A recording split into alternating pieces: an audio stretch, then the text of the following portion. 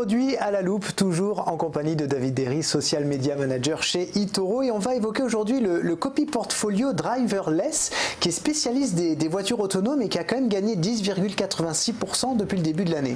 Exactement, donc eToro propose aussi des copy portfolio. Donc les copy portfolio sont des portefeuilles qui sont créés par eToro et par nos équipes chez nous, par notre communauté d'investissement.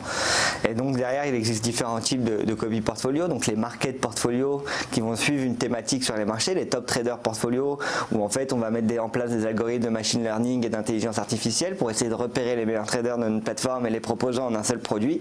Et derrière, les partenaires, les portfolios partenaires, où là on ouvre en fait nos API à d'autres services financiers, à des services financiers tierces. Derrière viennent en fait proposer des stratégies à nos utilisateurs, donc c'est gagnant-gagnant.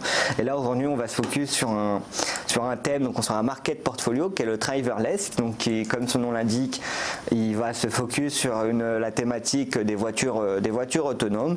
Et comme vous l'avez évoqué, après une année 2018 assez compliquée, ce qui perdait quand même dans une optique de marché assez compliquée quand même sur l'année 2018. Parce qu'il y a eu aussi des accidents avec certains tests de voitures autonomes. Notamment Tesla qui avait eu un problème. Et c'est sûr que pour le moment ça reste au stade de R&D, donc de recherche et développement. Il y a beaucoup de gros acteurs qui sont dessus et qui s'y intéressent. L'avantage aussi de ce copy portfolio driverless, c'est qu'il est à la fois, même s'il est sur un secteur qui est la voiture autonome, il est à la fois assez diversifié quand même dans sa composition, parce qu'en fait il est à la fois diversifié sur des entreprises, donc sur des entreprises de logiciels et des entreprises qui vont créer tout ce qui est la partie développement et partie logicielle et algorithme de tout ce qui est voiture autonome. Donc on peut par exemple penser à Google, à Intel, à Microsoft, ou ce genre de choses. Mais on retrouve aussi derrière des constructeurs automobiles. Donc on retrouve du Tesla, du Ford, etc., etc.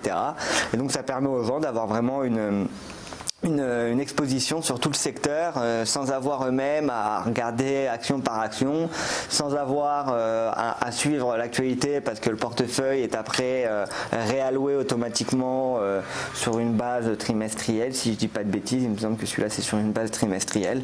Enfin, de toute façon tout est possible de regarder. Il suffit d'aller sur dernière information. Il y a une page en haut à droite et là il y aura toutes les informations que les personnes peuvent avoir.